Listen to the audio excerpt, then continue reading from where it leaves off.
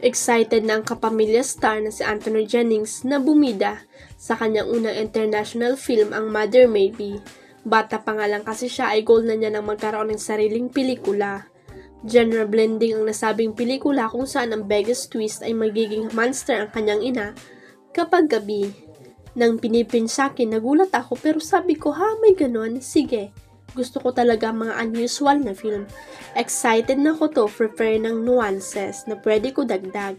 Sabi ni Anthony sa panayam sa kanya ni Ana Zerezo ng ABS-CBN News. Kwento ni Direk Sani, pinaka-challenging sa aming isipin sino ang bibida. Wala kami maisip na bagay until napanood ko siya sa Can't Buy Me Love simula pa lang. Presented namin siya sa producer sa Singapore and Taiwan, nagputol kami ng clips, super tuwang-tuwa sila. Feeling ko malaking factor din na kay Anthony, bagay role kasi yung mga pinagdaanan sa buhay niya, yung preparation niya for the role.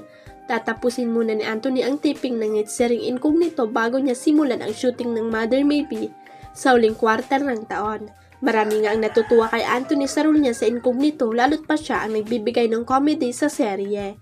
Kaya naman maintain ng serye ang viewership nito sa free TV, live streaming at sa advance episode nito sa Netflix at iWant TFC. Bukod sa grupong BGYO, sina Fiang Smith at JM Ibarra ang bumida sa Spotlight March Presko ng Star Magic. Hindi na nga nagpaawat ang abante at sila na ang naunang nagtanong kina Fiang at JM. Sabi naman sa Gem Fiang Lab Team, marami ang natuwa sa kanila sa Candon City, Ilocos Sur nang nagpunta sila roon dahil ang babait nila at ang sweet pa isa-isa't isa. At sa mahabang chikahan ng abante sa magka-lab team, sinabi nilang komportable sila sa isa't isa pero kahit anong pilit ng abante, ayaw nilang umamin na sila na talaga, na may relasyon na sila. Pero ang maganda, parehong sinabi ni Fiang at JM ng isa't isa talaga ang gusto nila nakatambal at wala nang iba pa. Dagdag pa nga ni Fiang kay JM daw kasi talaga siya komportable.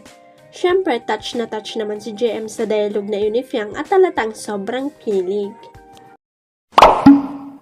Huwag kalimutang i-click ang subscribe button at i-ring ang notification bell para sa latest at legit chika updates.